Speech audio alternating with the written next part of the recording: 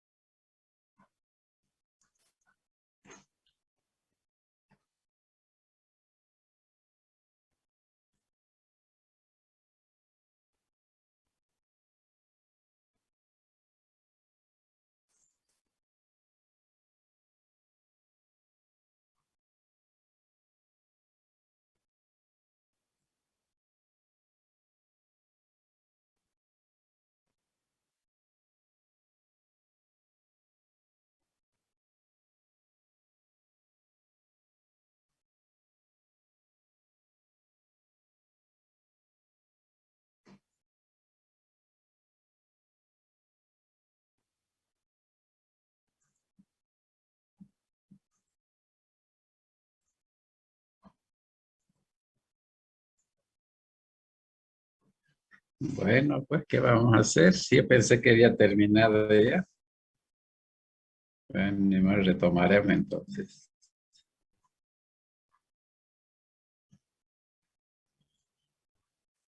Bueno, ya nosotros ya conocemos la definición de los oligosacáridos, ¿no?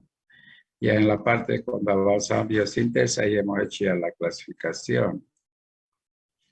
Entonces, los oligosacáridos están formados por varios monosacáridos, pero en un número inferior a 10. En otras palabras, entre 2 a 10 monosacáridos, ¿ya? Y aquellos carbohidratos que tienen dentro de ese rango de número de monosacáridos, entonces nosotros consideramos oligosacáridos. Entonces yo puedo tener disacáridos, trisacáridos, tetrasacáridos, pentasacáridos, así sucesivamente, ¿no? Eso solamente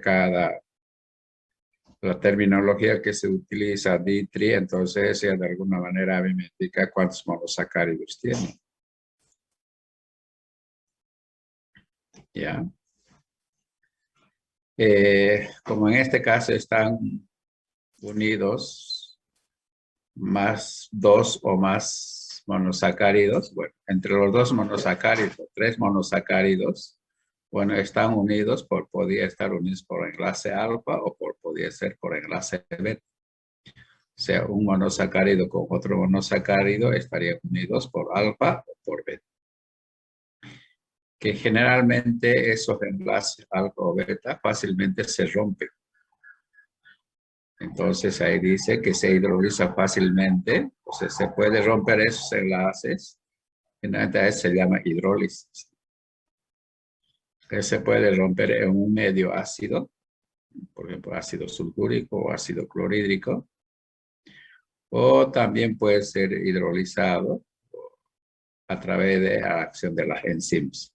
Entonces hay 2 formas de romper los enlaces. Ya cuando existe una unión de 2 o más monosacáridos.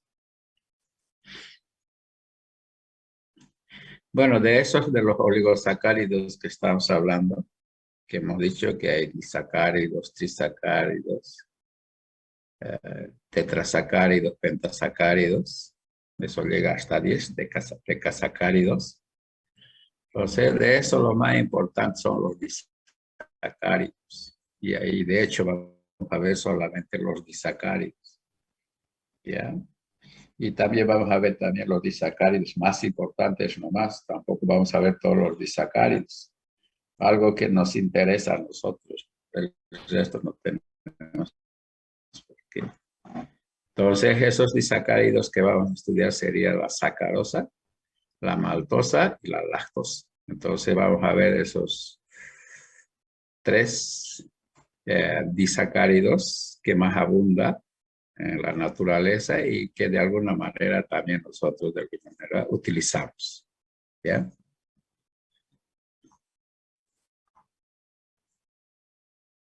Bueno, como había dicho, también puede existir trisacáridos, ¿no? Como la gencianose y otros. Y aparte de eso, los disacáridos o trisacáridos pueden ser homogéneos, también pueden ser heterogéneos. Entonces ahí tenemos el cuadrito de algunos ejemplos, si quieren. Ya. Entonces, aquí está hablando de sacarosa. Entonces, osas que forman, o sea, significa que la sacarosa está formada por una glucosa y una fructosa. Generalmente yo donde puedo encontrar la sacarosa o el azúcar común, esos que utilizamos todos los días.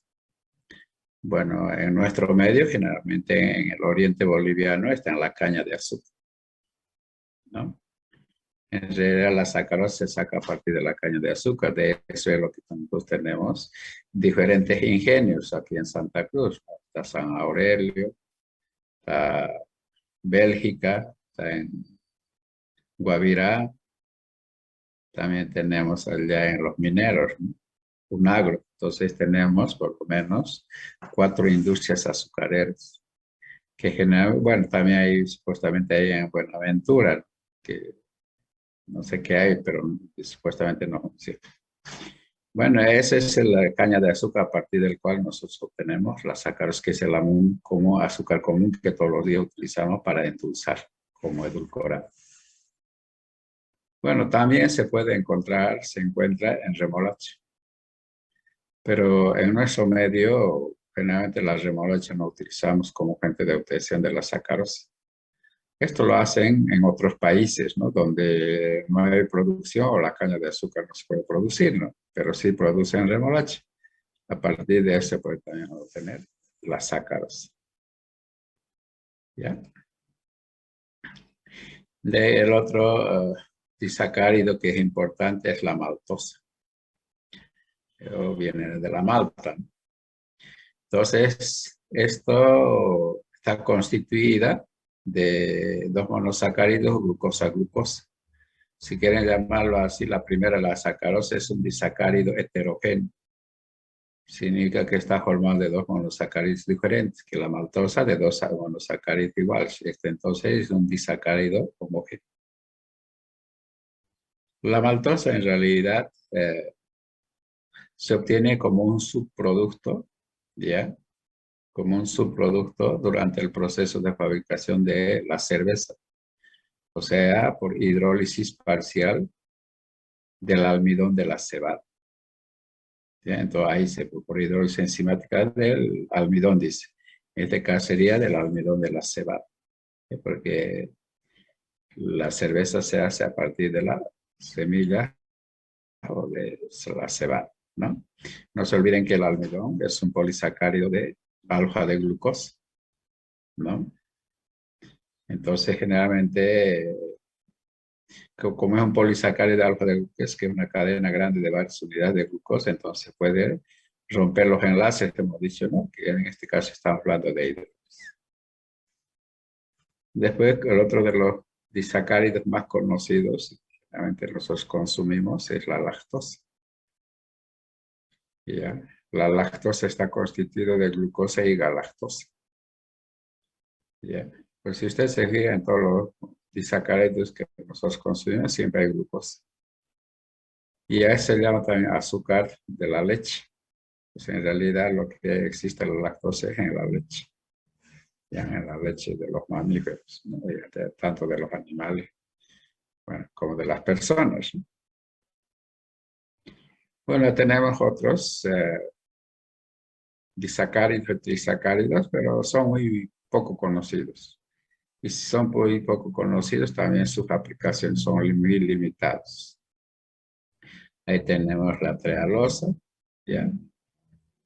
Que está en el consuelo de centeno, en las levaduras. Está la gencianosa. Gencianosa es un trisacárido que está formado de glucosa, glucosa y fructosa. Este está en una planta, si quieren así, de una planta que su nombre científico es gentianina CP. Tenemos la malnutriosa, que está formado de glucosa, galactosa, galactosa, que igual no está en una especie de otra planta. Pero de todos es que están viendo, para nosotros, los más importantes son los tres. Y que en realidad vamos a tratar de detallar cada uno de ellos.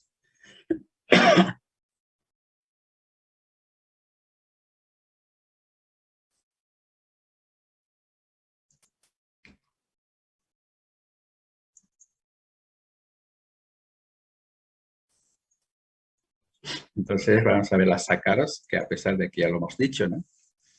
Bueno, las sácaros generalmente se producen, hemos dicho, en dos especies de plantas, que es la caña de azúcar, su nombre científico es Saccharum officinarum, que es el científico de la planta. Y también hemos dicho que está en la remolacha.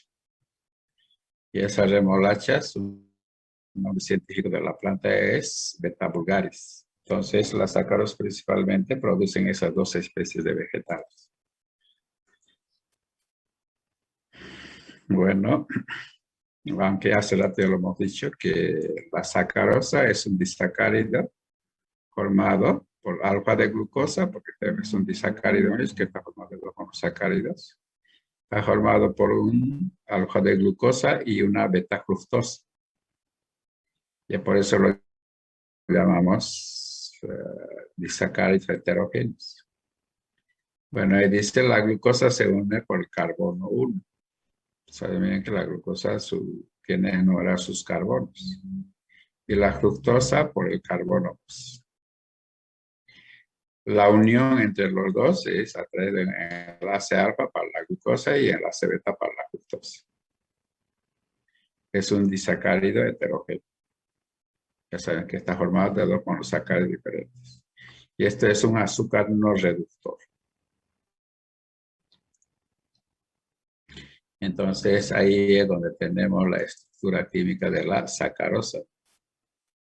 Entonces esto es la glucosa y esto es la fructosa. ¿Ya? A eso se refiere entonces, son dos monosacáridos diferentes.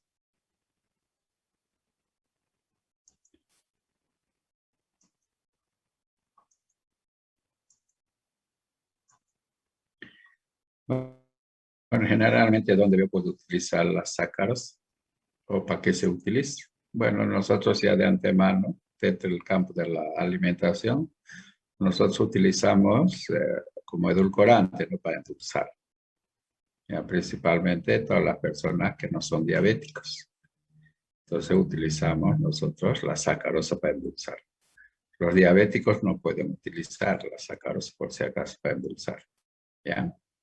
Pero en este caso nosotros vamos a hablar desde el punto de vista, digamos, la sacarosa que puedo utilizar dentro del punto de vista de industria farmacéutica. ¿Qué puedo utilizar? Generalmente se utiliza.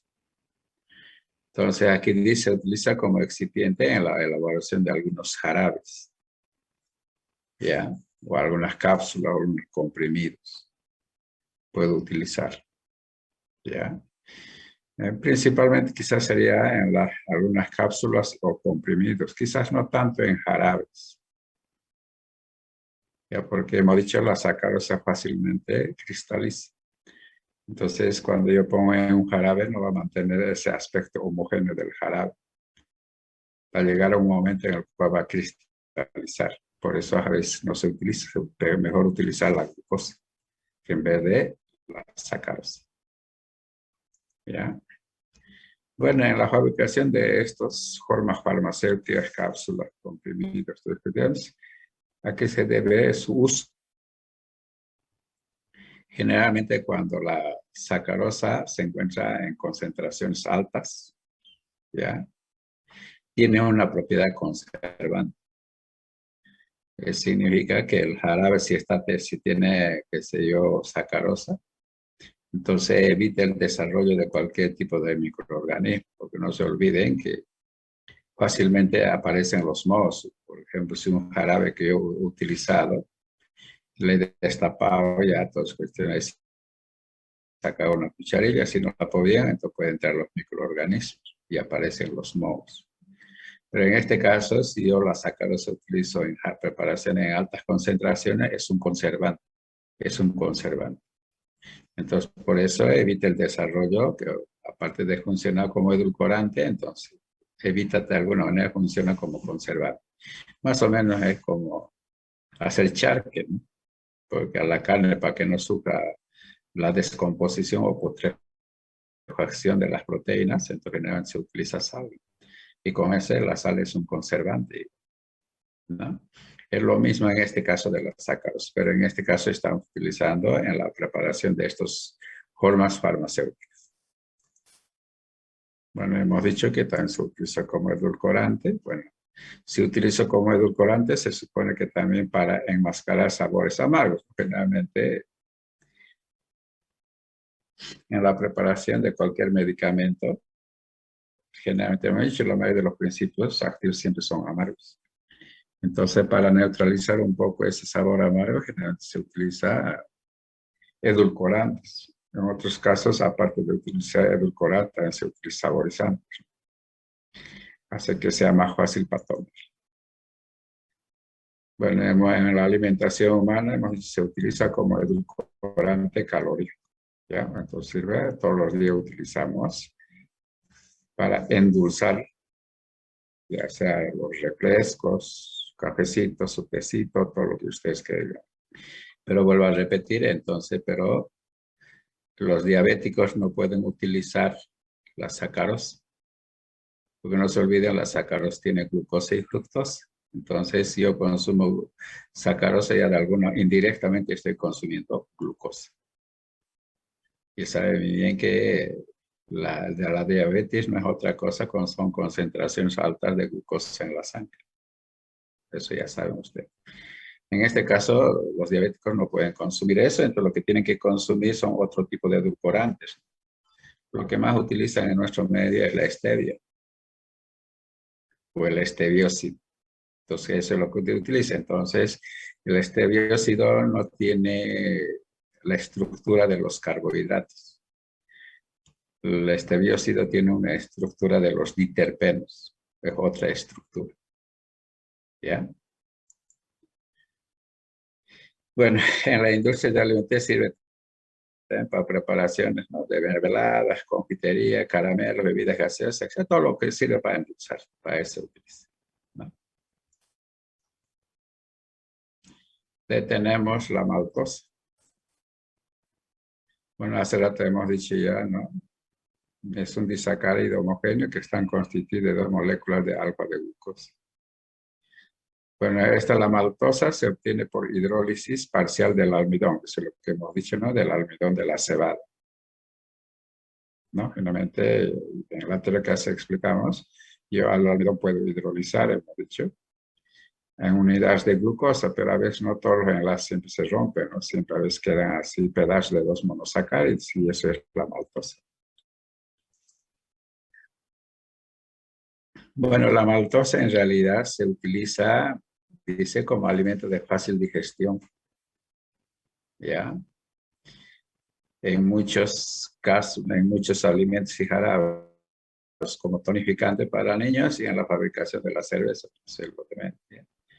Por eso, los productos que generalmente consumimos que contienen la malta es la malta que ustedes conocen, ¿no? La malta real o el maltín. Hay varios productos o bebidas que generalmente se venden en el mercado ya que tienen alto contenido de maltosa, ¿ya?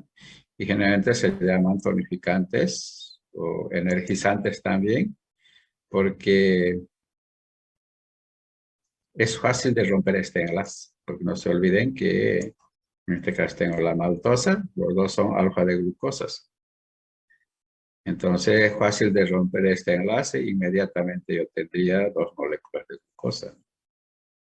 Y la glucosa, hemos dicho, para nosotros es una fuente de energía para el movimiento del organismo, para el funcionamiento de las células, etcétera, etcétera.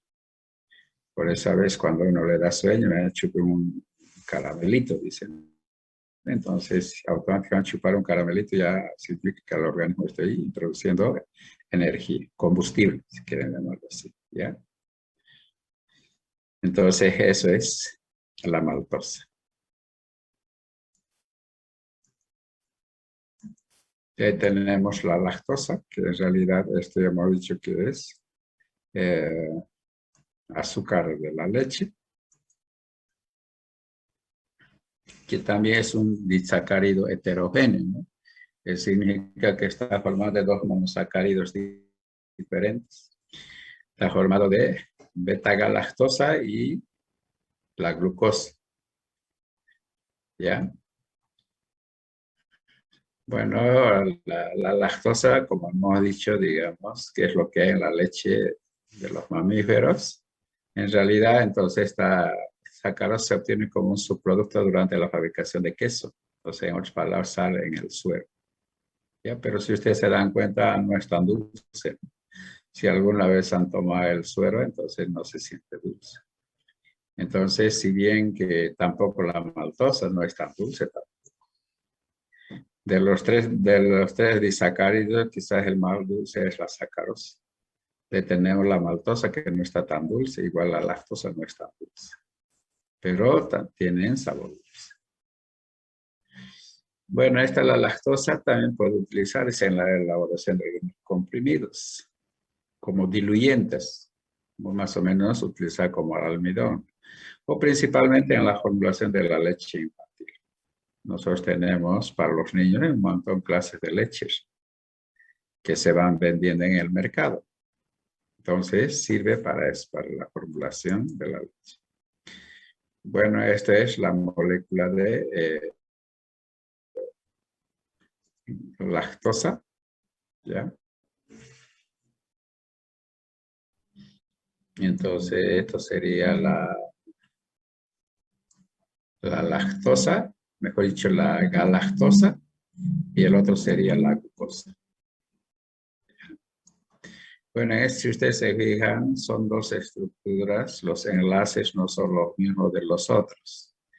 Entonces, si se consume, entonces si yo quiero aprovechar la glucosa, igual tiene que haber una hidrólisis. Ya, una hidrólisis.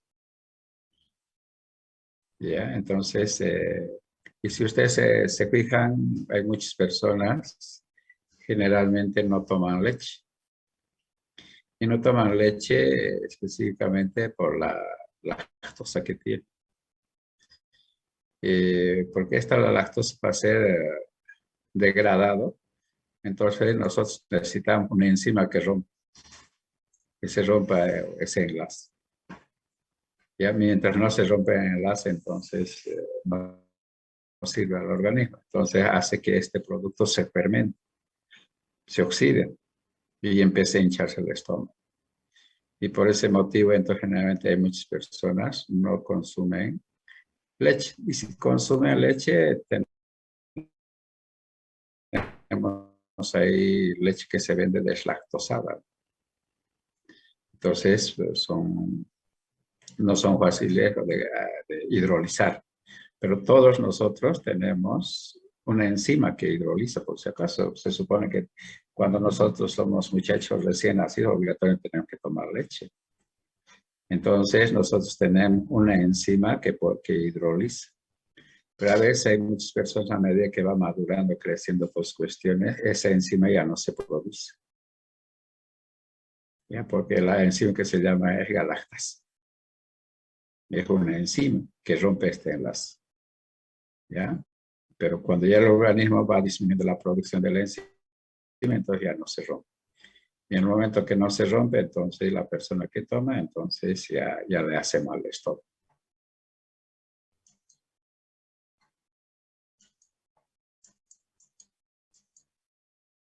Bueno, eso es los disacáridos que hemos visto dentro de los oligosacáridos, por si acaso. ¿Ya? ¿Alguna pregunta? No creo. Ahora vamos a ver los polisacáridos.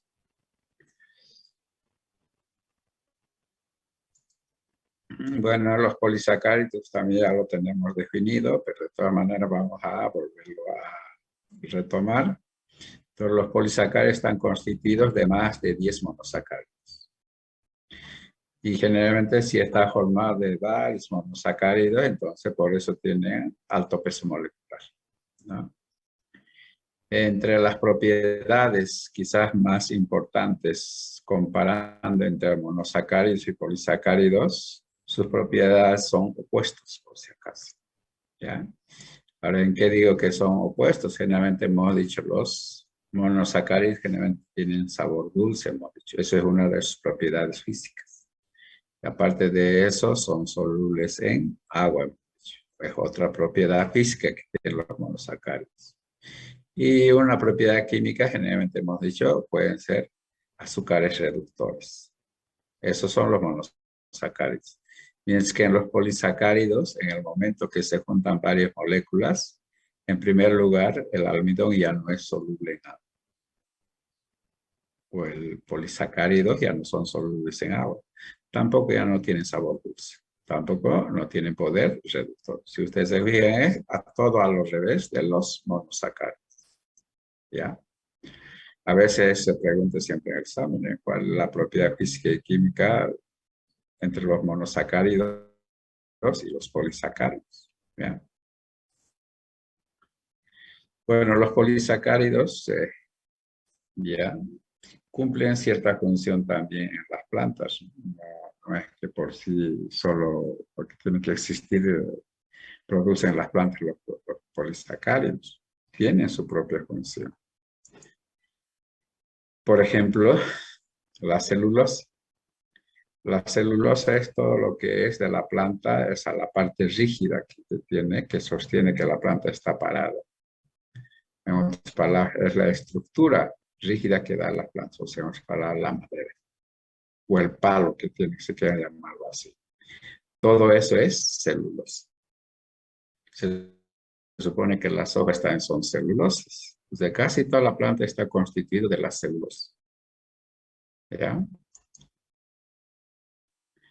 Bueno, los almidones, bueno, en realidad los almidones, ya,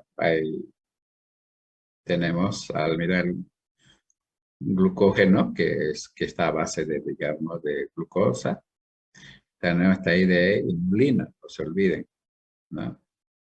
Principalmente el almidón constituye una sustancia de reserva energética, ya sea para la planta como para nosotros. Mucílagos, que también, en este caso la celulosa y el almidón son polisacáridos homogéneos. La inulina también es un polisacárido homogéneo, si acaso. Mientras que los mucílagos ya son polisacáridos heterogéneos, que están constituidos de varios diferentes tipos de monosacáridos. Pero la particularidad que tienen los mucílagos, ahí dice, son sustancias que evitan y previenen la desecación de los tejidos vegetales. ¿No? Generalmente en épocas de invierno siempre la planta tiende a secarse. Y estos los mucílagos hacen que no se seque totalmente porque cuando llega primavera otra vez tiene que retoñar y parece que era una reserva de agua. O principalmente en las semillas para que haya una germinación, para que esa especie no desaparezca. Entonces tiene que haber cierta retención de cierta cantidad de agua. ¿Ya? Entonces, ¿quiénes hacen que se retenga el agua? Son los mucílagos. ¿Ya? Las gomas, bueno, también hemos dicho, las gomas también son polisacáridos heterogéneos. Bueno, esto las gomas ya sabemos que son sustancias que de alguna manera cumplen la función de defensa o proteger a la planta por algún motivo que ha sufrido alguna lesión la planta. Saben muy bien que las gomas, cuando se daña la planta, recién se forman esos compuestos químicos. Entonces, cumple la función de defensa o protección. ¿Ya? Clasificación de los polisacáridos. Hay dos formas de clasificar los polisacáridos. ¿Ya? Uno se puede clasificar según su naturaleza de los monosacáridos, dependiendo de qué tipo de monosacáridos están formados. ¿Ya? Aunque ya lo hemos visto también ya. Entonces, tenemos polisacáridos homogéneos. Dentro de los polisacáridos homogéneos, los ejemplos más comunes y corrientes que existen en la naturaleza es la celulosa, que hemos dicho que está constituido de beta de glucosa, el almidón, que está constituido de alfa de glucosa, y la inulina, que está constituido de unidades de fructosa. ¿Ya? Entonces, eso lo llamamos homogéneos porque están constituidos del mismo tipo de monosacáridos. Tenemos los heterogéneos, polisacáridos heterogéneos. La estructura de los heterogéneos es un poco compleja. Ya no es fácil de diferenciar o definir cuántas clases de monosacáridos tiene. ¿Ya? Pero como ejemplos ahí tenemos las gomas, los mucílagos y las pectinas. ¿Bien? Entonces a eso lo llamamos, eso es una forma de clasificación según la naturaleza de los monosacáridos. También puedo clasificar según el tipo de cadena. Si son ramificadas o no son ramificadas, también puedo clasificar de esa manera. Por eso dice según el tipo de la cadena. Entonces yo puedo tener polisacáridos lineales, o sea, solamente una cadena lineal, que generalmente eso, por ejemplo, eso se viene a ser la celulosa. ¿Ya? La celulosa. Y los ramificados, que generalmente polisacáridos ramificados, generalmente es el almidón. ¿Ya? Ahora, los polisacáridos generalmente los polisacáridos pueden formar las plantas, y de hecho estamos viendo eso. No solamente forman las plantas, pueden formar algunos microorganismos, se producen también en las algas marinas también se forman. ¿Ya? Hay varias fuentes de donde quienes pueden formar los polisacáridos. Pero inicialmente vamos a ver los polisacáridos de origen vegetal. ¿Ya? Y para eso vamos a ver el almidón, a pesar de que ya lo hemos visto, el almidón.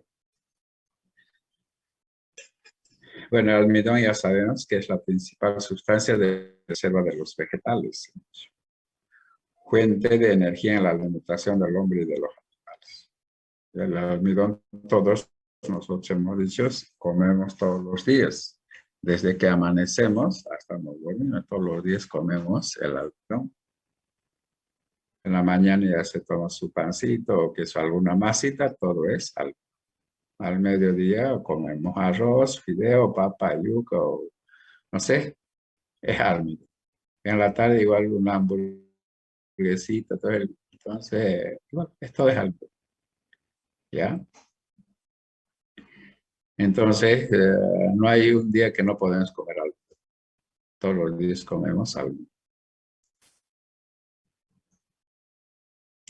Generalmente, ¿dónde puedo encontrar los almidones? Principalmente plantas que producen altas cantidades de almidones. Entonces tenemos en los tubérculos. Dentro de los tubérculos tenemos la papa. La papa en realidad es puro almidón. La yuca. ¿Ya? La yuca, que es igual puro almidón. Ahí puedo quizás poner también un poco el camote también. ¿No? Esos son especies de plantas que producen suficiente cantidad de almidón. De ahí dentro de los cereales, que es otro tipo de plantas, tenemos el maíz, ¿ya? El maíz. Pues tenemos el trigo, tenemos el arroz, la cebada, etcétera, etcétera. ¿Ya? Tenemos también dentro de las leguminosas, está la lenteja, el garbanzo, el haba, arveja. Todas cuestiones también tienen almidón. Puede ser que tenga menos cantidad de almidón, no es como los otros, como el caso de los tubérculos y los cereales. Más que todo hoy en día, para obtener grandes cantidades de almidón, generalmente nosotros sabemos que se utiliza maíz, trigo, Quizás arroz no lo hemos visto por ahí, harina de arroz. No lo hemos visto tampoco harina de cebada. Lo que más vemos son harinas, puede ser de maíz o harina de trigo, eso es lo que más hay. ¿Ya? También hay algunos frutos, ¿ya? Como el caso de plátano, porque también es una fuente de mucha cantidad de almidones que contiene, ¿ya? Castaña y así. Y así nosotros podemos encontrar en otras especies de plantas o otros frutos, pero quizás en menos cantidades. Y generalmente entonces el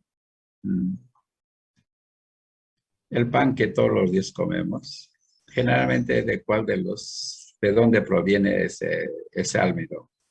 De la papa, de la yuca, de maíz, de trigo, arroz, cebada. ¿Alguien me puede decir? O de lenteja, garbanzo, de plátano, ¿de dónde proviene?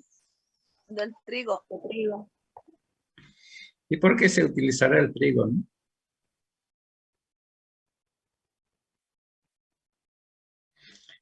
¿Será que no se puede utilizar de papa? ¿O de yuca?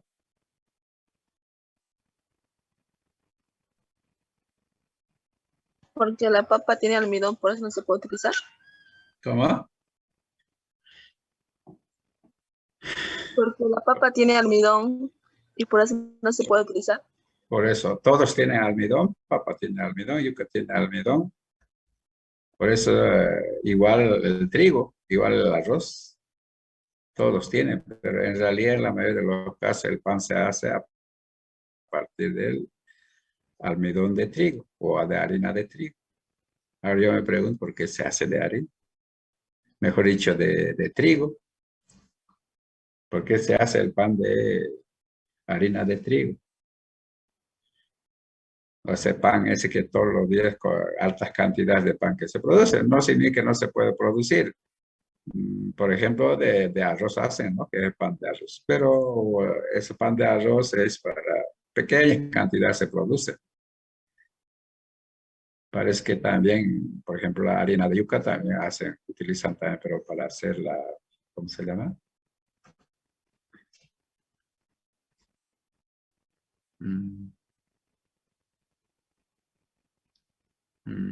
Se me ha ido el nombre. Almidón sería Alguien el de yuca. Hacen cuñato. Se utiliza para hacer Cuñape. cuñapé. El que sabe hacer cuñapé, entonces utiliza también almidón de yuca. Pero los cuñapés, estas cuestiones, y por ejemplo, pan de arroz, bueno, en nuestro medio es difundido, pero preparan por día, ¿no? Mientras que los panes que generalmente en todo el mundo todos comen es a partir del trigo. Ahora hay también pan de maíz, no por si acaso. Pero la diferencia entre pan de maíz o el pan de arroz con el pan de trigo, generalmente, ¿cuál es la diferencia? Si ustedes se van a dar cuenta del maíz, es una masa compacta. Mientras que del trigo, si ustedes se fijan, es más esponjoso. O de arroz también. El pan de arroz es bien bastante, se compacta, pero el más compacto es de maíz. O sea, en otras palabras, no se hincha. Mientras que de arroz sí se hincha, ¿no? La masa. Por eso es que a veces cuando los panaderos, cuando hacen pan, tienen que esperar cierto tiempo para que empiece a hincharse, ¿no? Ahora, ¿qué propiedades tiene el trigo para tener esa propiedad esponjosa? Generalmente por los mucílagos. ¿Ya? Porque generalmente no se olviden que se obtiene a partir del trigo. Y en las semillas de trigo generalmente están los mucílagos que tienen esa propiedad. ¿Ya? Características químicas. Bueno, ya hemos dicho, no es un polisacárido, pero el almidón está formado por varias unidades de alfa de glucosa, constituido por 20% de amilosa, o sea, una parte que es la cadena lineal, y el 80% es amilopectina, que es la ramificada. ¿Ya? Entonces tiene dos estructuras en base a las cadenas que tiene. Bueno, que este es un almidón que es de maicena que se obtiene a partir del maíz, ¿no? Que también se utiliza la maicena para preparar diferentes tipos de alimentos, para preparar desayunos, se utiliza, y para varias otras cosas. Entonces, esta es una parte de la estructura digamos, del almidón, que una parte es la lineal. Si ustedes se fijan, entre una glucosa y otra glucosa está unido por carbono 1, carbono 4, ya por enlace alfa. Entre los dos, por eso se llama enlace alfa 1,4, también lo llamamos. ¿Ya? Esa es la parte lineal. Por eso aquí se pone, puede haber una cadena de varias unidades de monosacáridos. Otra parte es este tipo de enlace. Este es entre el carbono 1, si quieren. Este es enlace alfa 1,6. Significa entre el carbono 1 que está ahí y el carbono 6 que está ahí. Entonces el almidón tiene esos dos tipos de enlaces. Pero lo importante es que los dos tienen algo. ¿Ya? En este caso, entonces, estos enlaces, si bien hemos dicho que nuestro organismo no necesita almidón, lo que necesita es la glucosa. Hemos dicho, pero nosotros tenemos en el líquido salivar, que es la amilasa. Entonces, facilito romper estos enlaces, ¿no? Todos estos enlaces. ¿Ya? Entonces, todos esos enlaces rompen. Entonces, de esa manera yo tendría ya glucosa en nuestro organismo. En la glucosa, ¿no? Por eso es que generalmente nosotros consumimos el almidón como fuente de glucosa o como fuente de energía, porque no se olviden, la glucosa es la fuente de energía para nuestro organismo. Por ese motivo es lo que estaba mencionando también, los diabéticos no deberían consumir, porque cualquier almidón que uno consume es una fuente de glucosa, ya sea de arroz, ya sea de trigo, ya sea de, que sea de cebada, de yuca, papa, no sé, todas cuestiones, es fuente de glucosa. ¿Por qué? Porque generalmente nosotros tenemos en nuestro organismo una enzima que se llama la amilasa y facilito lo hidroliza. Entonces, a nuestro organismo entra alta cantidad de glucosa. ¿Ya? Por eso consumimos el almidón. ¿Ya?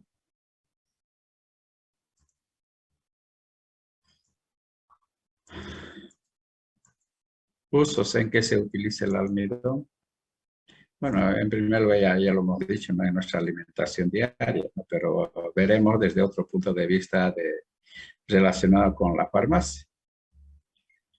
Entonces, se utiliza como excipiente en la preparación de comprimidos, ¿no? En otras palabras, también lo llaman diluyentes, también, por si acaso, ya de comprimidos. Por ejemplo, si hablamos de aspirina, tenemos aspirineta y aspirina, no se olviden. La aspirineta generalmente tiene 100 miligramos de acetilsalicílico, que es el principio activo, ¿no? Y la aspirina que nosotros conocemos tiene 500 miligramos. Pero si ustedes se imaginan cómo puedo manipular o, qué sé yo, manejar 100 miligramos de acetilsalicílico. 100 miligramos entre mi dedo desaparece. Entonces, para que sea manipulable, fácil de manejar o qué sé yo, entonces se hace comprimidos. Pero estos comprimidos se hace diluyendo o agregándolo al almidón, ¿no? Y se hace esa forma farmacéutica. Por si acaso, la aspirineta o la aspirina no solamente es acetilsalicílico Y el almidón que tiene otros componentes más, los aglutinantes y muchas otras cosas, quizás algún estabilizante y otras cosas, no solamente esas dos cosas, pero sí se utiliza como excipiente o como diluyente, si quieren, para dar mejor uso o mejor manera de usar, de manipular el acetil salicílico. También se puede utilizar como antídoto en la intoxicación con yodo. Hay situaciones que uno puede, por accidente, todas cuestiones, uno puede tomar mucha cantidad o haber consumido mucha cantidad de yodo. Se puede hacer una intoxicación. Bueno, el yodo siempre comes todos los días, por si acaso. Es que no se come, el yodo siempre comemos en sal yodada. Pero hay cierta concentración de la sal yodada, 1%, algo por el estilo, quizás es menos en sal yodada, que todos los días consumimos, porque el yodo es parte del funcionamiento de la glándula tiroides, ¿no? Para que el organismo funcione bien. Pero en todo caso, si uno se consumiría por accidentes mucha cantidad de yodo, entonces se puede intoxicarse. Entonces, la intoxicación con yodo entonces fácilmente puede utilizar el almidón como antídoto. ¿Ya? Porque no se olviden, el almidón con yodo forma un complejo. Eso seguramente en el laboratorio han visto ya que da un azul oscuro. Entonces evita que el organismo siga absorbiendo el organismo. Entonces, de esa manera es que puede funcionar como antídoto. Bueno, la glucosa se utiliza también, ¿no? En la obtención industrialmente, ¿no? ¿De dónde va a sacar tanta glucosa para preparar suelos glucosados y un montón de otras cosas? Y hemos dicho que se obtiene a partir del almidón. Entonces el almidón, en otras palabras, es la materia prima a partir del cual se obtiene la glucosa por hidrólisis. Eso es el almidón. A la celulosa.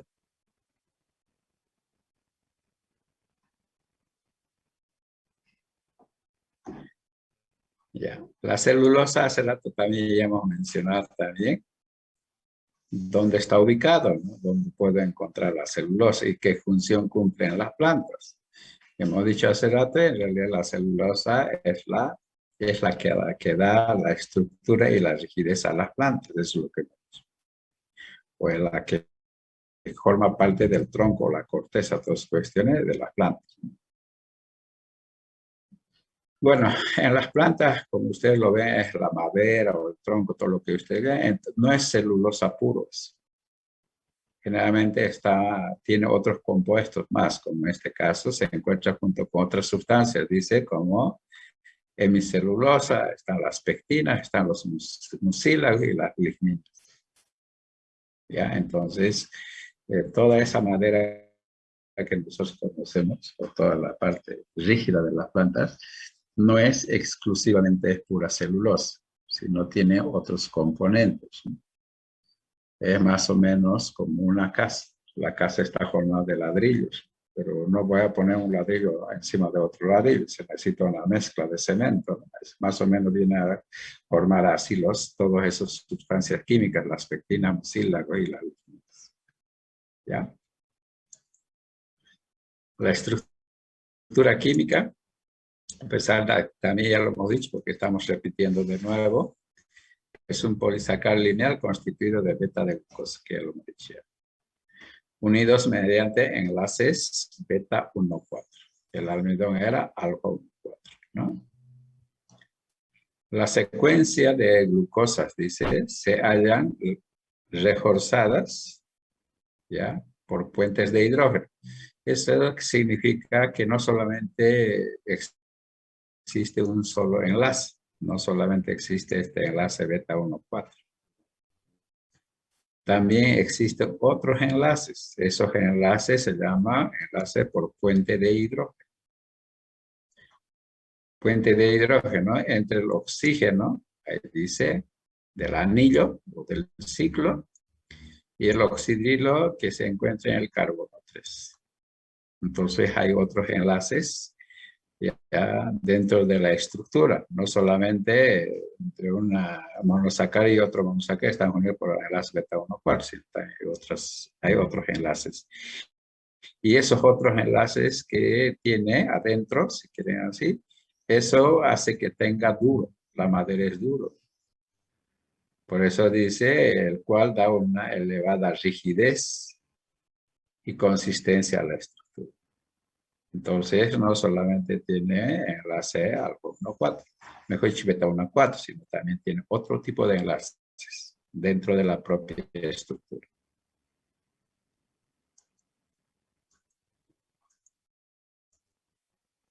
Bueno, la celulosa ya tenemos que saber que hemos dicho que es parte de la madera, entonces se obtiene, ¿no?, de la madera. Bueno, esa es la estructura, que también es un polisacárido de beta de glucosa. Bueno, en realidad aquí estoy mostrando solamente enlace. Ese es el enlace beta 1,4.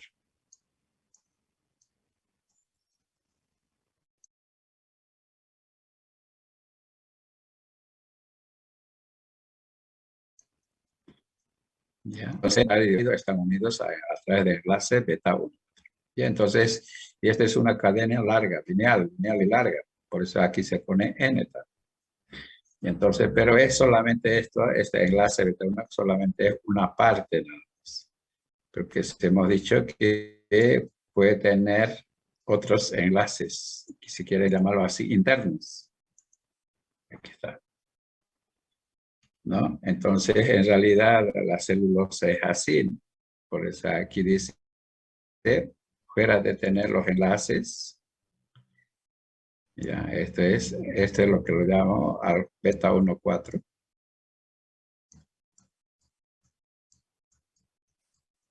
Pero si usted se fija, aquí hay oxidrilo.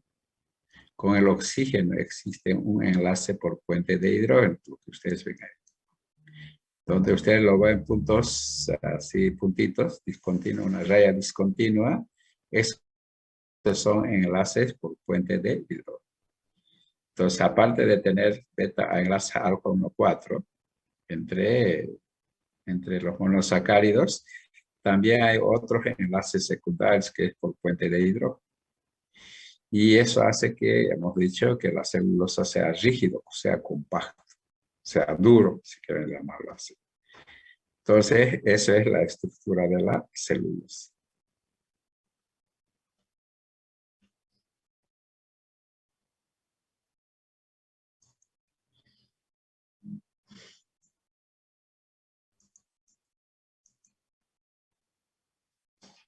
Bueno, tipos y usos, dice, ¿no? Bueno, en primer lugar, dentro de la alimentación, la celulosa, ¿se utiliza o no se utiliza?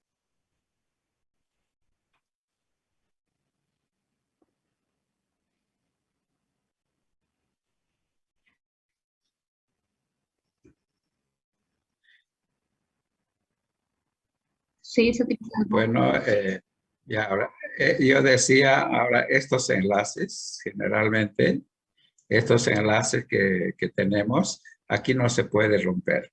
Ese enlace no se puede romper, por si acaso. No se puede romper.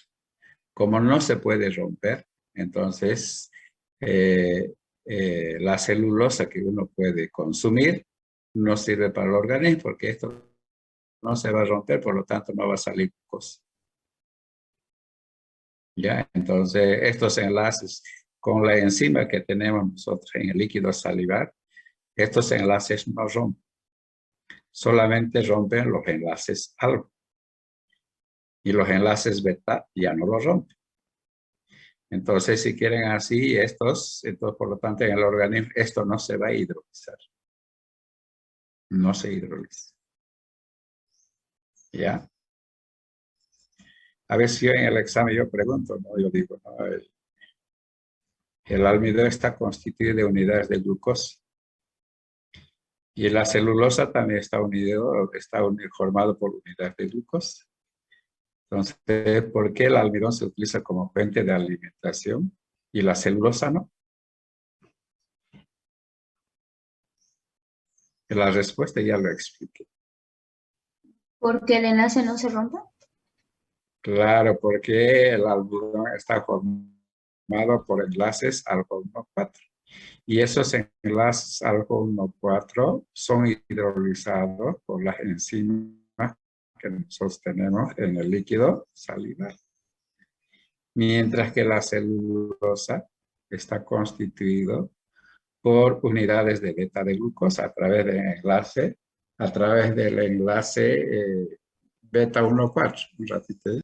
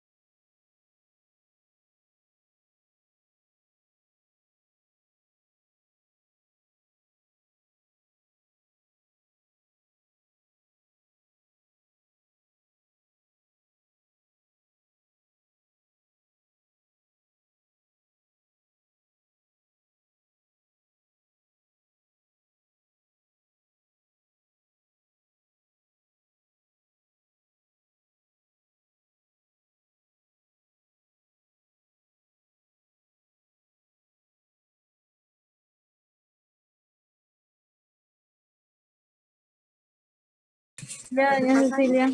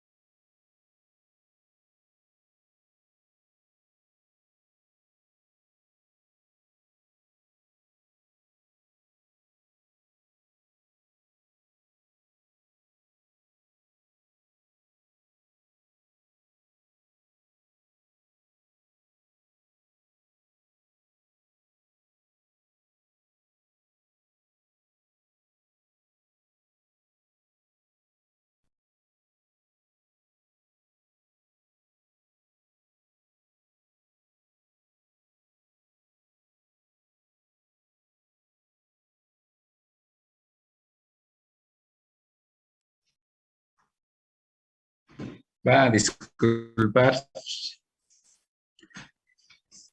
que me han llamado de la oficina. Mañana es acto de posesión de las autoridades.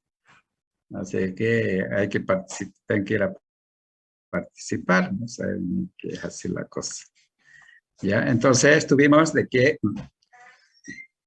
los enlaces A, beta, en realidad, por más que nosotros podemos consumir estos alimentos, entonces el organismo nunca no va a digerir. Ya nunca no va a haber ese hidrólisis de estos rompimientos de estos enlaces.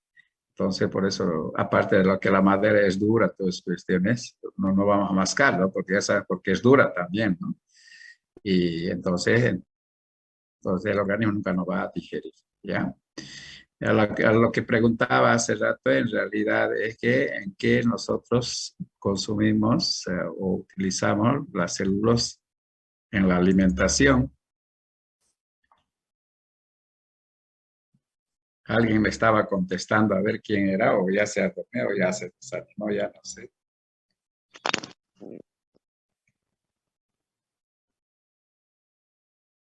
¿Hola?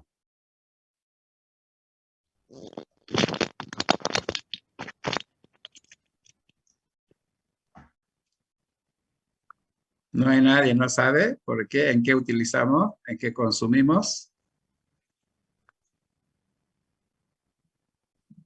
¿Y para qué consumimos? Mire bonito como me da. Mire, mire cómo me hace Ah, mi pierna. ¿Qué me da? ¿Qué pasa a usted, oiga? están en otra charla, ¿no? No, doctor, al menos no sabemos, creo. Díganos. ¿Están hablando conmigo o con quién están hablando? Sí, y nadie responde. ¿Verdad? Pero todos están durmiendo, que se han relajado, no sé qué pasa. Creo Bueno, que soy la única nosotros, despierta. y bueno, las células generalmente nosotros comemos en pan integral, o el pan negro que lo llaman también. Y en realidad eso se llama también salvado. Ya más o menos, ya se dan cuenta de qué estoy hablando. Porque no se olviden que el pan, hay pan blanco, dicen que también no, en algunos lugares dicen pan blanco, en otros dicen pan negro. Que pan blanco está constituido exclusivamente de almidón, exclusivamente del almidón.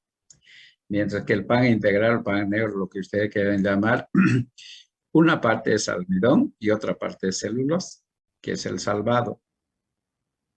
El salvado que es, no es otra cosa que la cascarilla del trigo, del fruto del trigo o de la semilla de que sea, eso es la cascarilla, que también lo llamamos afrecho. Bueno, en realidad, bueno, antes más se utilizaba como afrecho para alimentación de los animales. Claro, ellos, bueno, los animales comen en grandes cantidades, tienen otro sistema de digestión que nosotros.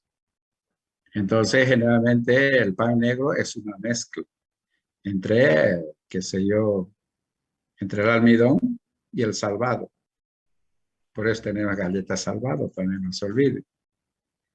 ¿Ya? Entonces, una mezcla entre, y salvado no es otra cosa, y vuelvo a repetir, que es la cascarilla de la semilla de trigo.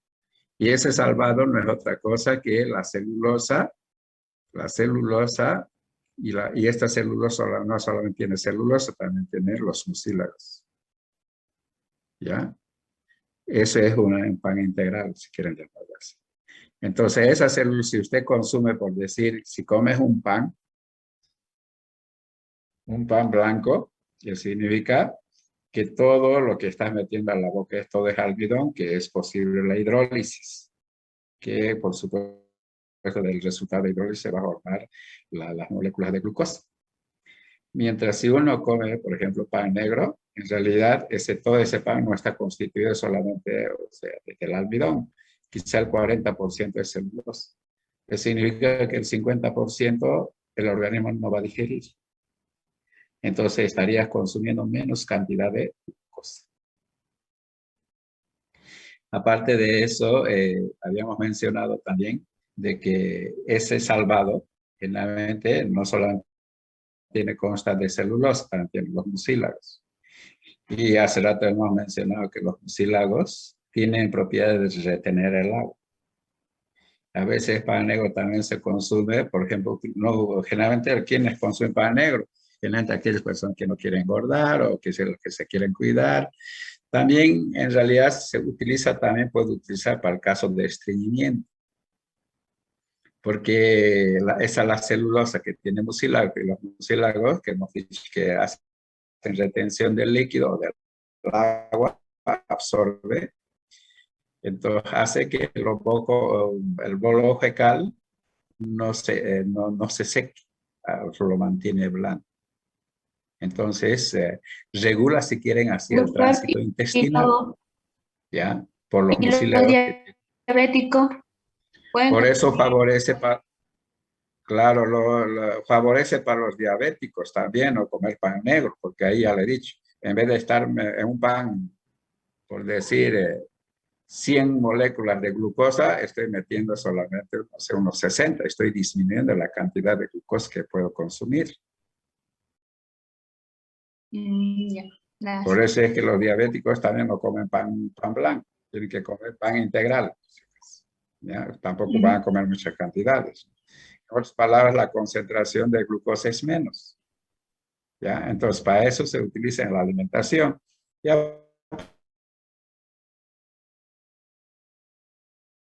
aparte de eso, y la ver también celulosa.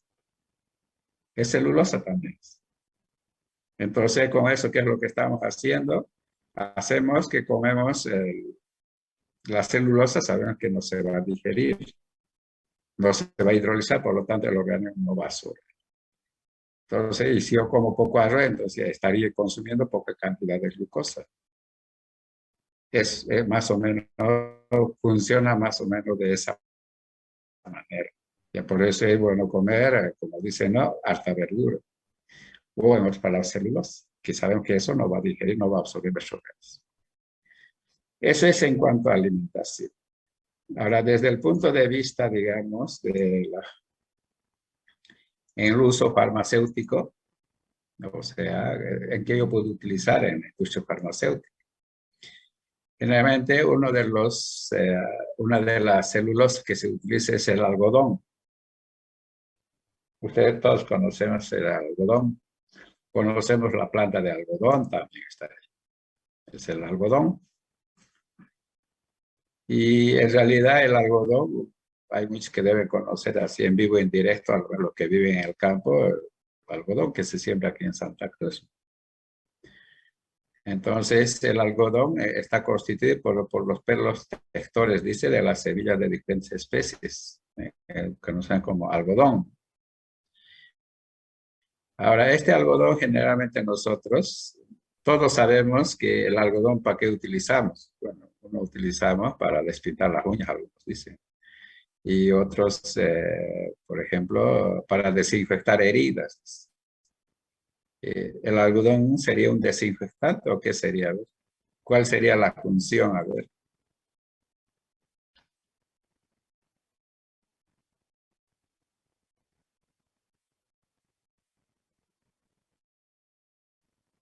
Hola, nadie me está atendiendo, parece, ¿no?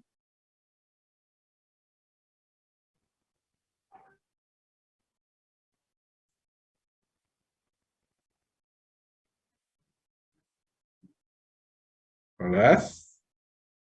Nadie no está ahí atrás. A ver, vamos a ver la lista.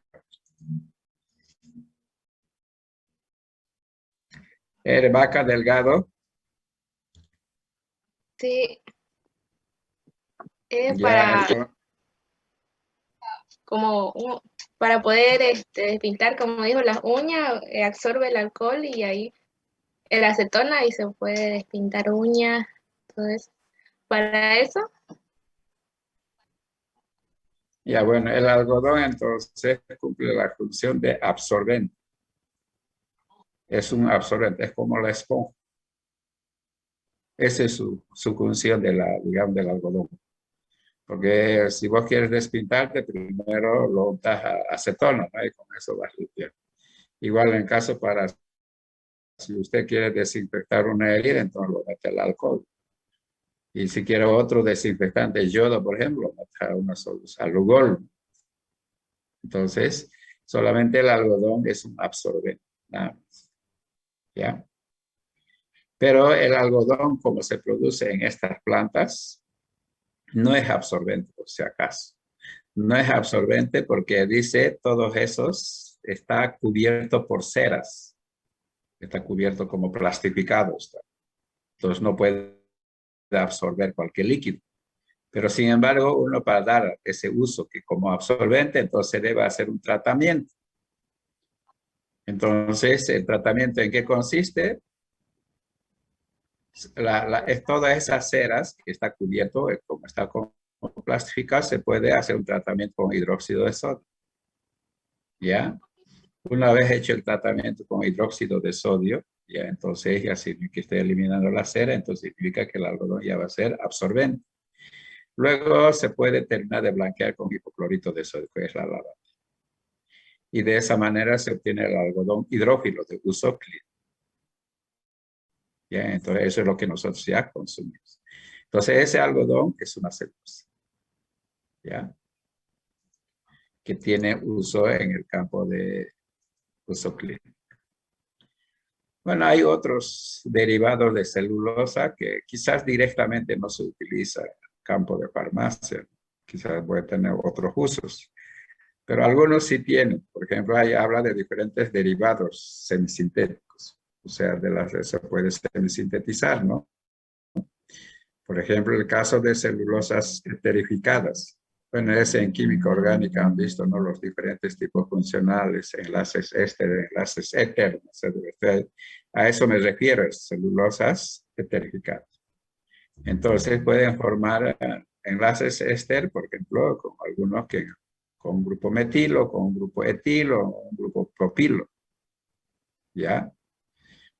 ¿Ya? Entonces, y esto generalmente, estas celulosas esterificadas, cuando nosotros disolvemos en agua, forman soluciones coloidales o viscosas, si quieres llamarlo así. ¿Ya? Entonces, ¿y dónde se aplica eso? Se aplica en la industria farmacéutica por sus propiedades viscosizantes y estabilizantes.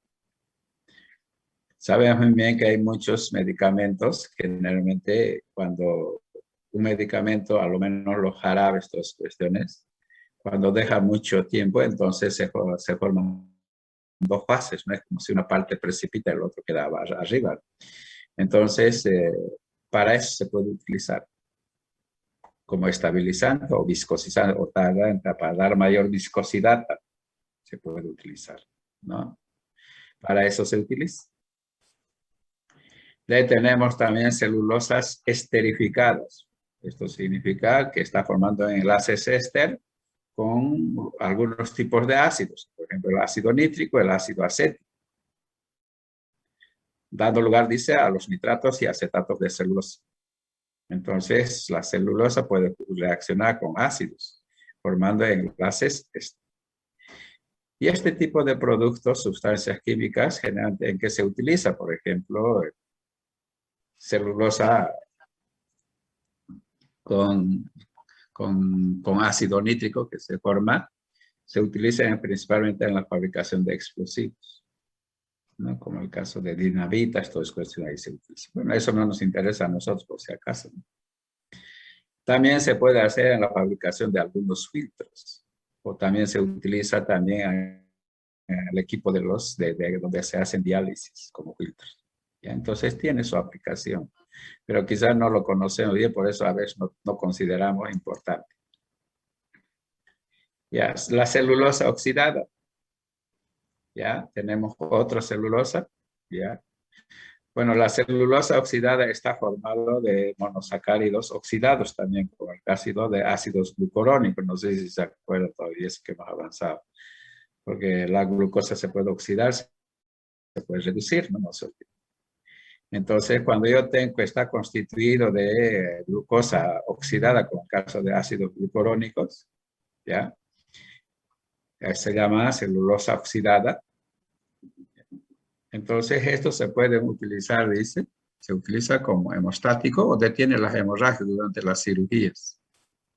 Para eso se puede utilizar. También se podía utilizar como fase estacionaria en las cromatologías. No se olviden cuando hablamos en la cromatología por absorción, que nosotros hemos dicho para hacer cromatología por absorción tenemos dos fases, una fase sólida y una fase estacionaria. Mejor dicho, una fase móvil y una fase estacionaria. Y la fase estacionaria podía ser, habíamos mencionado, podía ser celulosa o poliamida. Entonces, aquí estamos hablando de esa celulosa oxidada. En realidad no es celulosa, sino es una celulosa oxidada. Entonces, quizás, por eso vuelvo a repetir, no son aplicaciones que generan directamente nosotros lo vemos. Esos son los polisacáridos homogéneos que estuvimos viendo, homogéneos. Ahora vamos a ver polisacáridos heterogéneos, como que son las gomas, ¿ya? Las gomas hemos dicho que siempre es el resultado de la lesión o agresión que hemos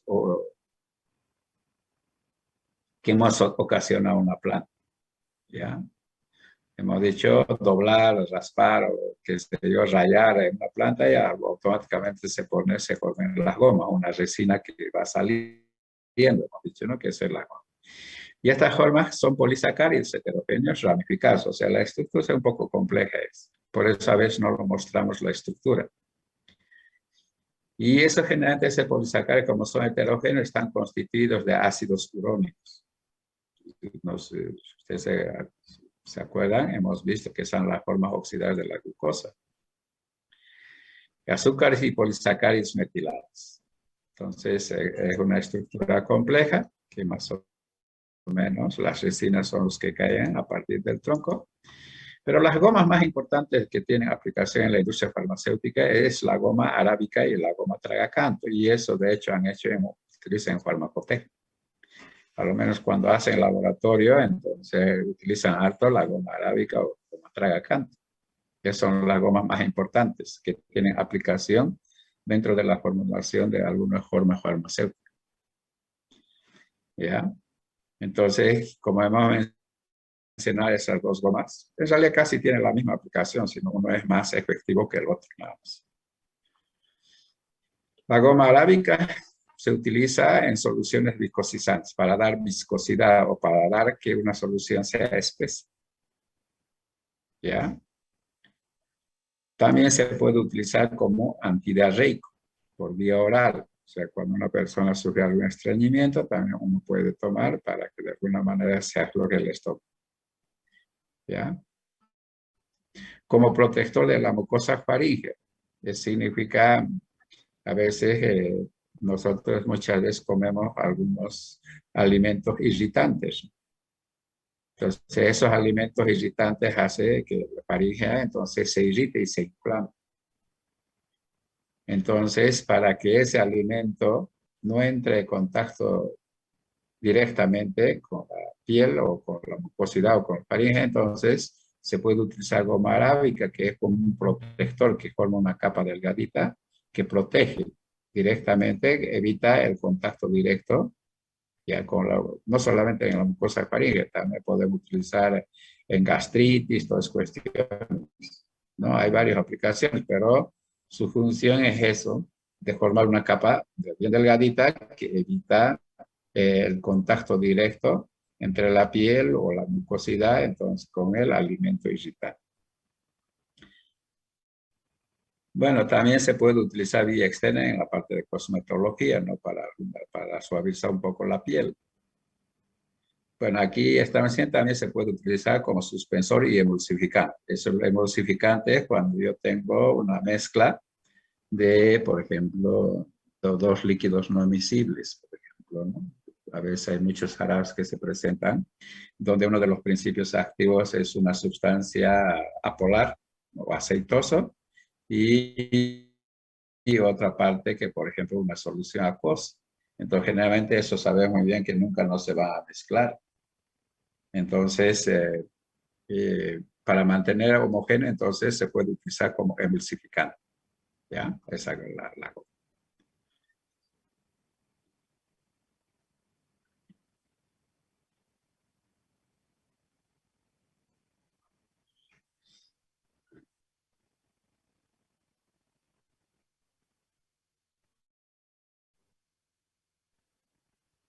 ¿Ya? De ahí tenemos la goma tragacanto, que también casi tiene las mismas aplicaciones. Todas las gomas, todos los polisacáridos casi tienen la misma utilizada, a excepción de, qué sé yo, de almidón, que no es casi tienen las mismas características, por si acaso. Y si ustedes se dan cuenta, ahí el goma tragacanto se puede utilizar como laxante. Ahí dice también, en la industria farmacéutica se puede utilizar como viscosizante o dar espesor, digamos, a ciertas soluciones. Pero con la diferencia, el que goma tragacanto es 90% más viscosa, o sea, es más actividad tiene, ¿ya? Es un agente de suspensión. Si ustedes se dan cuenta, estoy repitiendo lo mismo. Es un apreciado aglutinante de comprimidos y filtros. Entonces, esos son la aplicación de los dos tipos de gomas. Tenemos los mucílagos. También los mucílagos, hemos dicho que son polisacáridos heterogéneos. Y generalmente, ¿dónde puede encontrar? Ya lo hemos dicho, están localizados en la celulosa. Principalmente, lo que más encontrar mayor cantidad es en las semillas.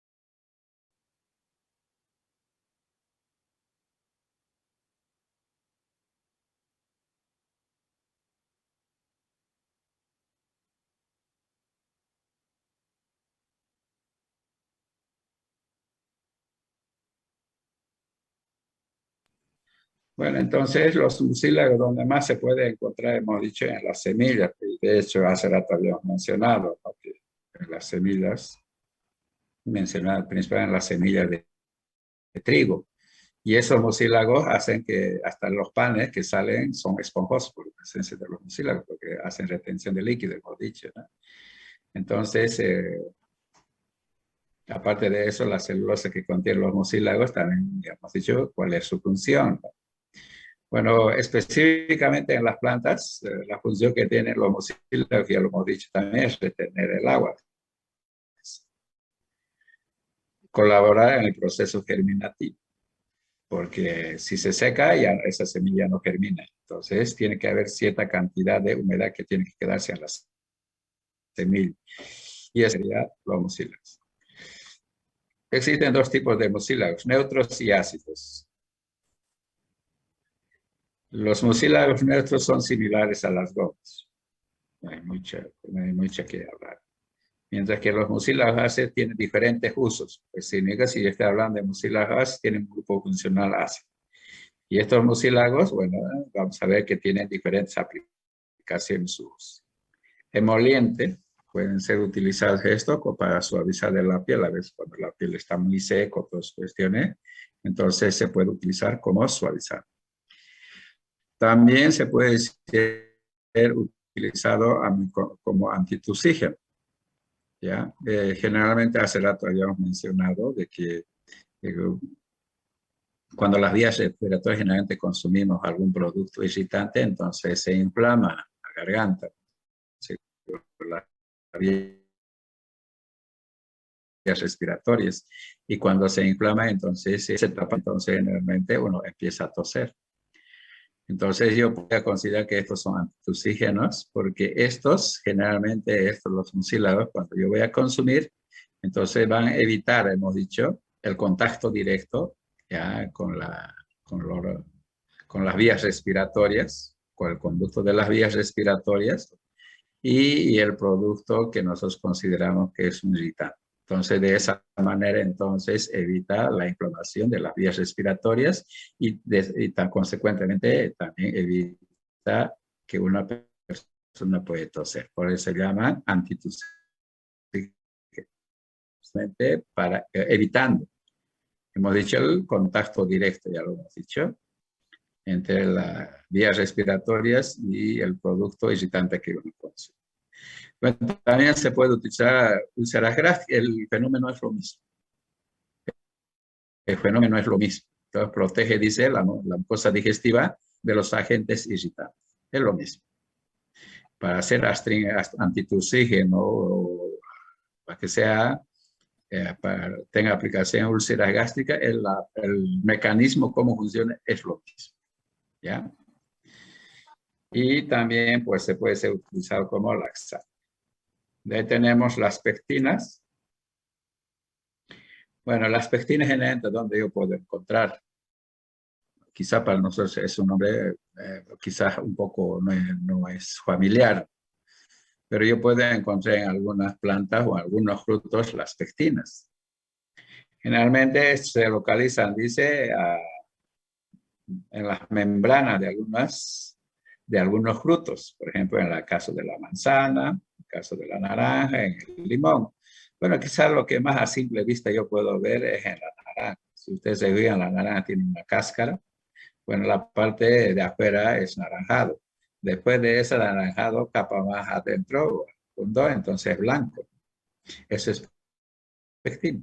Ya, claro, por supuesto no es pectina puro, pero esa capa delgadita que es blanco, eso es la pectina. ¿Ya?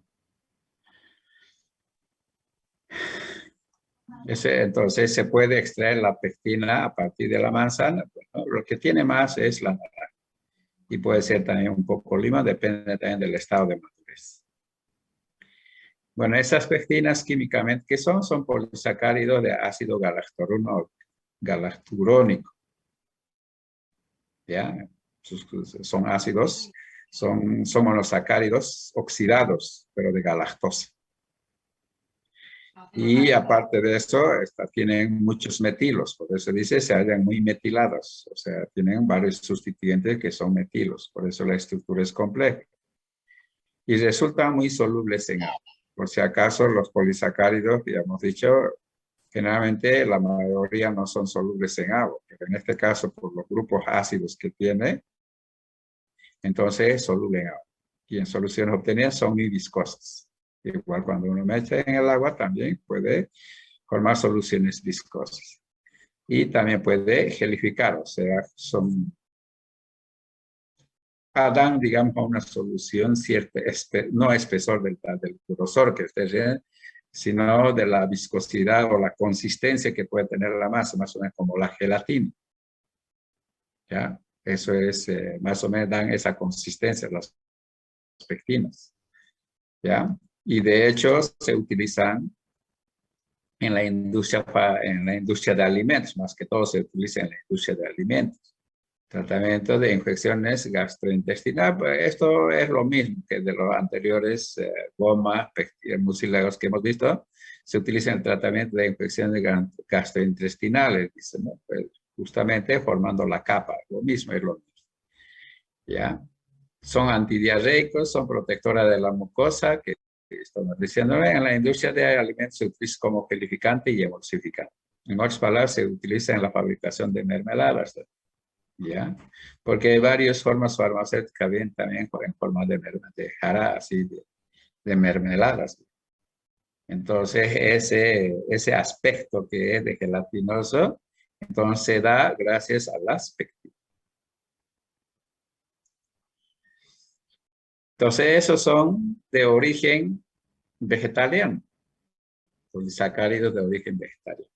Ahora vamos a hablar de polisacáridos de origen bacteriano, ¿no? Bueno, no vamos a hablar tampoco mucho de las bacterias, por si acaso, ¿no? Vamos a ver un ejemplo nada más, pero para entender que no solamente las plantas producen polisacáridos, sino también forman otras especies ya vivas que hay en la naturaleza pueden producir. En este caso, uno de los polisacáridos de origen microbiano, entonces es el dextrano. Y el dextrano, su estructura química está formado de un polisacárido homogéneo, dice, formado por cadenas de glucosa, alfa de glucosa. Pero aparte de tener enlaces alfa 1,6, porque no saben que alfa de glucosa puede tener también enlaces alfa 1,4, tiene, aparte de tener alfa 1,6, tiene alfa 1,4, tiene alfa 1,3, tiene alfa 1,2. Si quieren así, entonces es como un bollo. Hay enlaces por todos los lados. ¿Ya? Generalmente, ¿dónde puedo encontrar quién produce? Entonces, generalmente yo puedo producir estos polisacáridos mediante el cultivo de dos tipos de bacterias. Estas bacterias generalmente forman entonces este tipo de polisacáridos. En este caso se llaman las bacterias Leuconostoc mesentoroides y Leuconostoc dextranico. Entonces hay esas dos especies de bacterias que producen. Para que produzca yo tengo que cultivar. ¿Ya? ¿En qué se utiliza? Es el dextrano. Generalmente se utiliza como expansor de plasmas. ¿Qué significa expansor de plasma? Para expandir o mantener el volumen de la sangre. En otras palabras, cuando hay algunas especies de, digamos, de cirugías, generalmente siempre uno empieza a sangrarse. Entonces, cuando disminuye el volumen, digamos, de la sangre, entonces generalmente ya bien el transporte de oxígeno a nuestro organismo es lo mismo, ¿no?